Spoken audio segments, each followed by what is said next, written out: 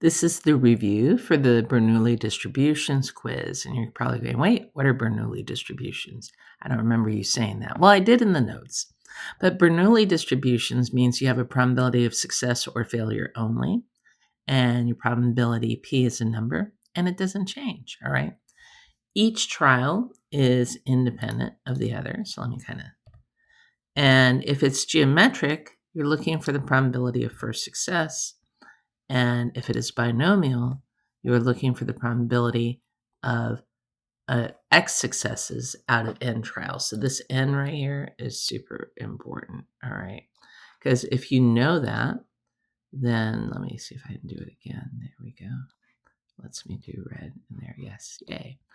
So X successes out of N trials, that's important, okay? Whereas this is just the probability of first success. Okay, and if you're looking for formulas, you're mainly going to have to focus on binomial distributions, okay? That tends to be the one that we are working on in AP Stats. Geometric distributions used to be a little bit more emphasized, but those are going to be phased out in the future, not necessarily this year. And but the formula is pretty intuitive, and you can find it on the formula chart. So when you're taking today's quiz, make sure that you know the two formulas. So I actually probably can show you the formula for, well, actually what I'll do is I'll show you how this gets filled in for one of the examples. All right, so when it's appropriate.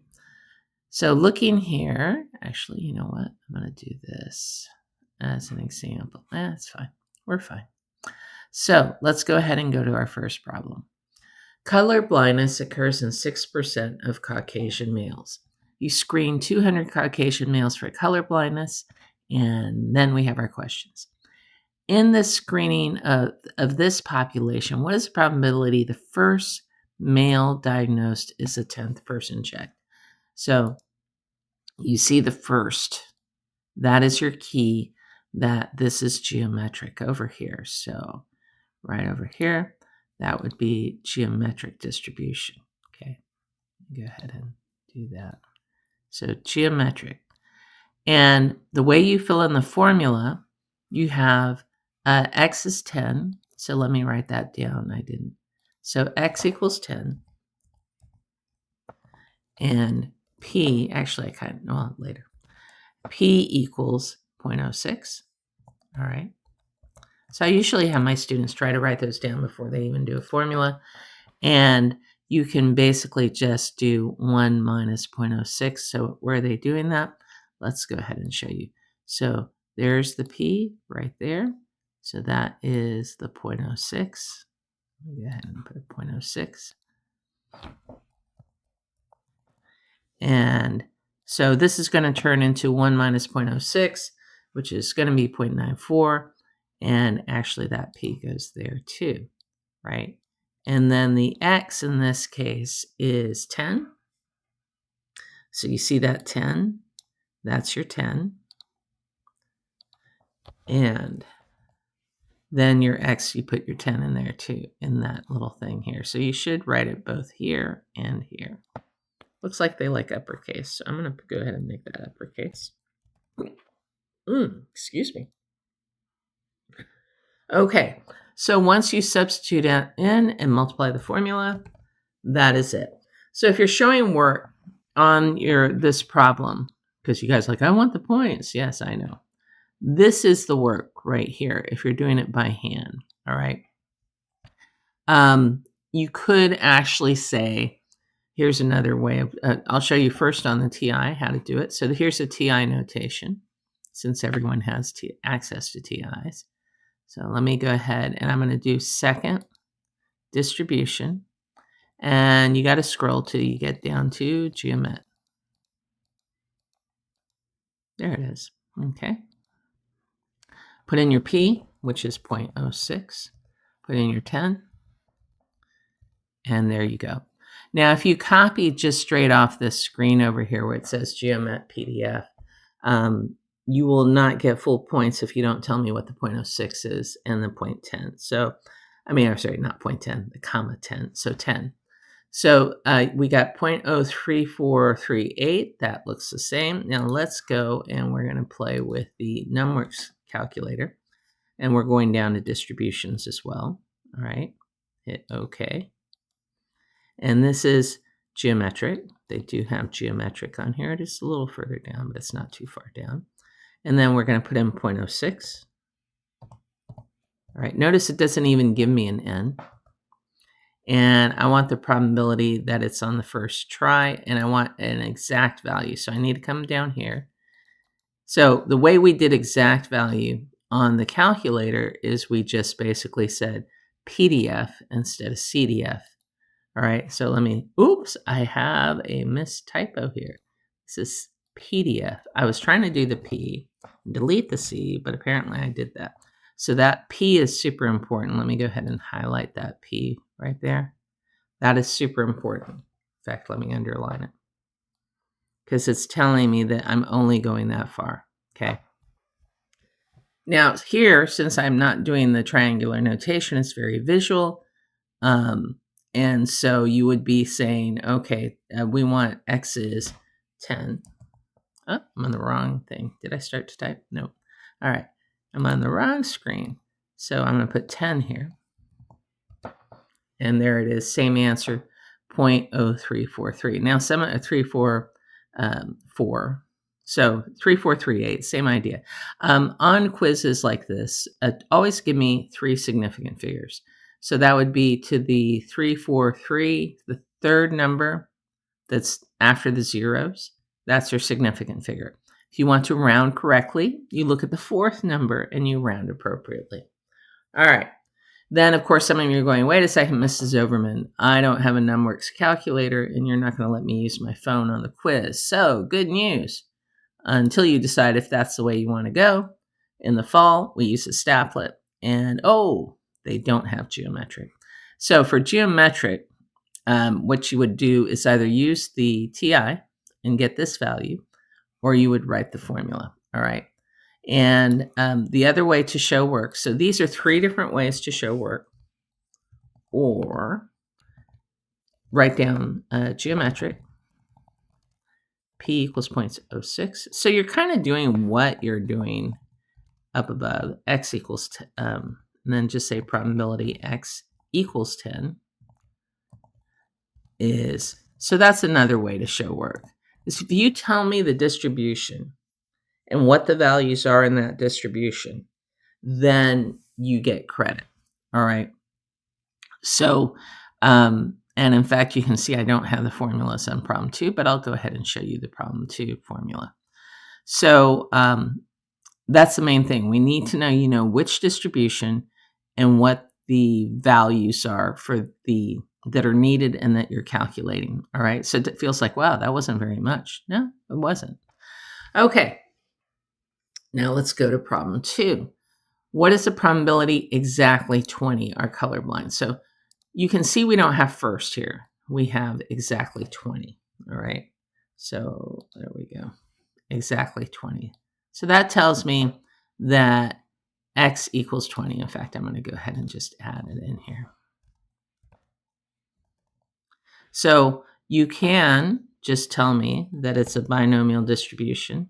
N is 200, P is 0.06, X is 20, and give me the answer. All right. Let's go ahead and do the TI version. Make sure that's a PDF. So you have to say, okay, I'm going to which distribution now? We're going to the binomial distribution, which is a bit down here. Sometimes it's faster to go up and then wrap around. So here you see the difference between this and geometric. Geometric just asks me for P and for X. So here we're doing 200 trials. Let's make sure our answers are correct. 0.06. And the value is 20. Right? Paste. And boom. And I get 0.00. You know what? I'm going to be true to my word and do 3 significant figures.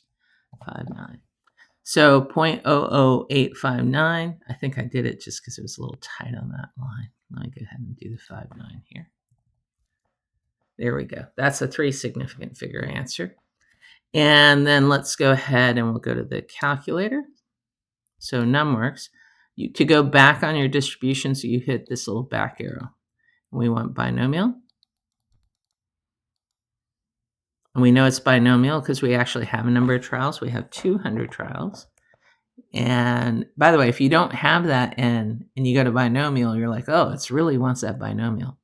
Probability of success is that. And we want an exact. So we need to go back here and change it to this exactly one value. And we're doing it 20. And there you go. That's it. And you can see it shows a little line right there on the screen. And you can say that that's what you're looking for. Okay, and then if you're using Staplet, which works just fine for this, you go binomial distributions, put in 200.06, and plot your distribution. And then, in a way, one of the advantages of the Staplet is it actually has words. So you have exactly, and you put 20 in there. And you go. Boom, there's your answer. You probably noticed, oh, the rounding's not so good, so let's do that. I personally prefer my answers as decimals. Let's say 5 digits of precision. 5. I always just change all of these to 5. And then done. And then hit go. And you can see, oh, it's doing 0.0086. So you know what? And sometimes it's going to be, I'll be lenient. If it's doing that on the Staplet, I'll take your 0.0086.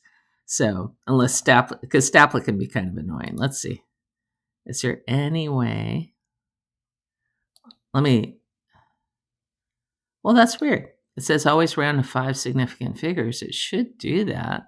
Let's see if I said 3. Will it behave better? Sorry, I'm just exploring. Go. No, it seems to want to stop at 4th decimal place. So give me the 10,000ths or 3 sig figs, whichever one works, all right? So there we go. So those are the answers for number 2. What is the probability that at most 20 are colorblind? So you can actually just change this drop down. Oh, and let me make sure you guys know how to show work. So if you're using Staplet or the numworks calculators, tell me let me do this. I like to do the yellow as the work.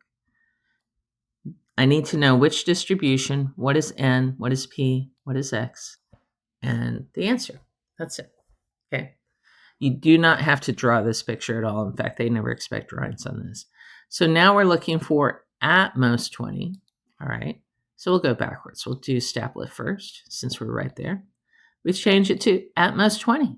Go. Boom. All right. Yeah, it seems to like 4 decimal places a lot on here. On the numworks, we got to change this to, so it's the left-sided, because at most, we need to make sure, oh, and actually your Staplet, if you're confused, you're like, I'm not sure what at most means. At most means equal to that number and to the left, all right?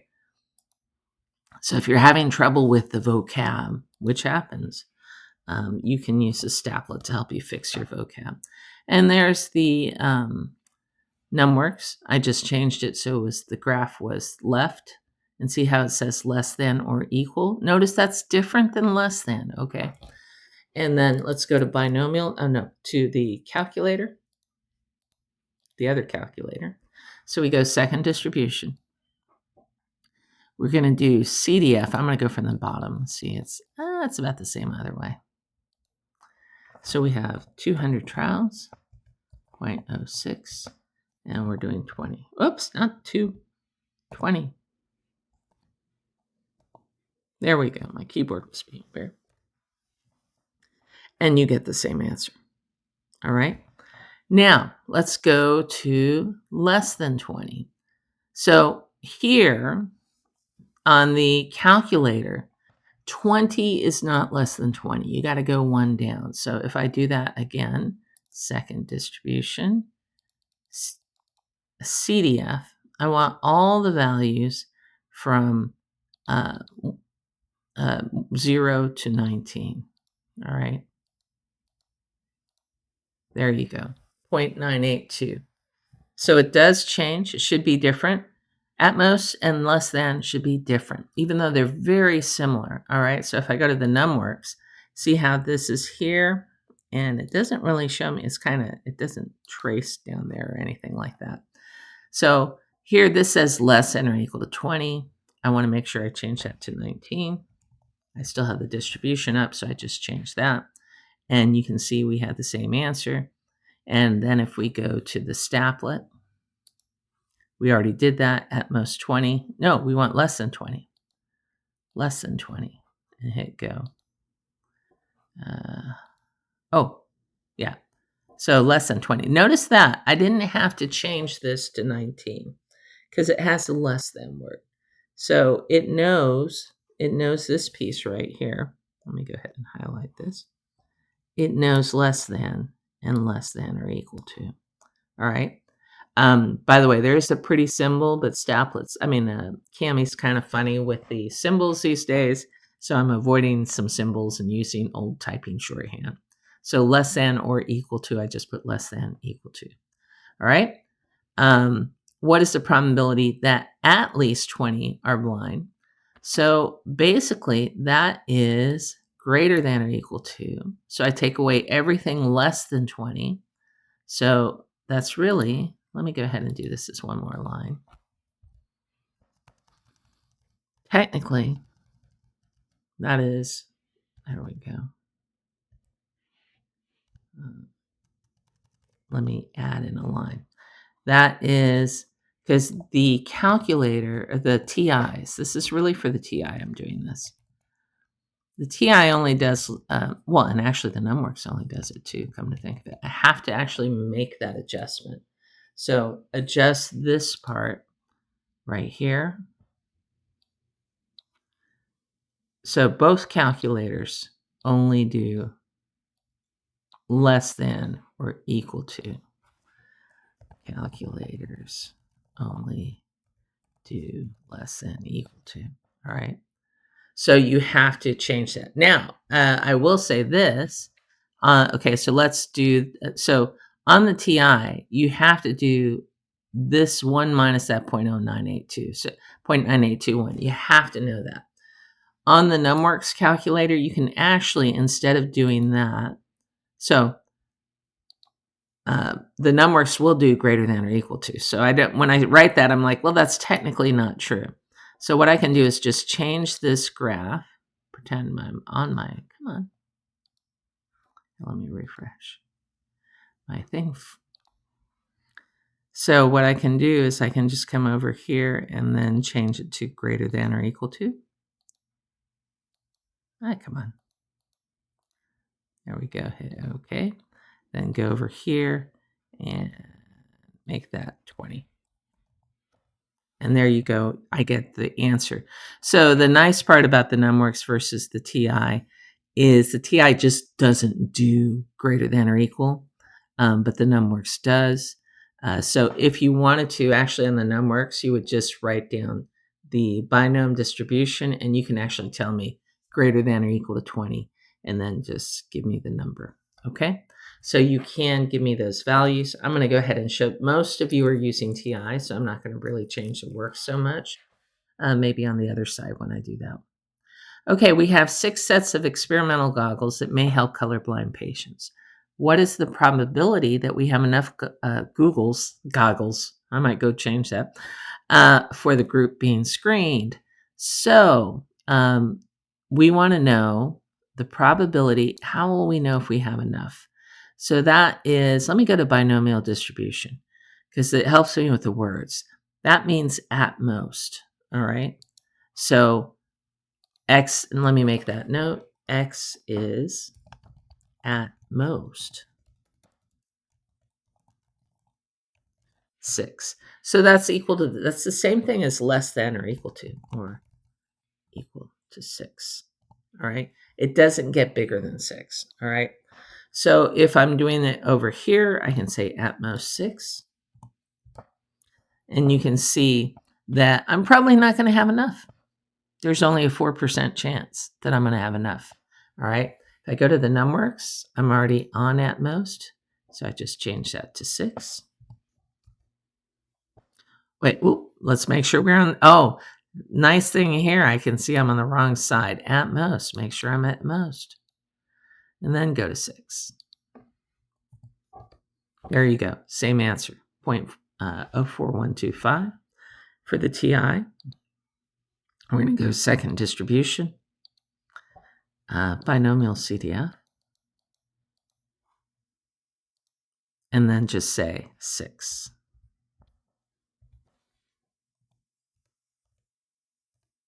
And you get the same answer.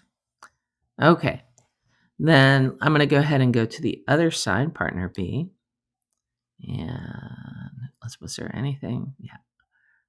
There we go. Okay. So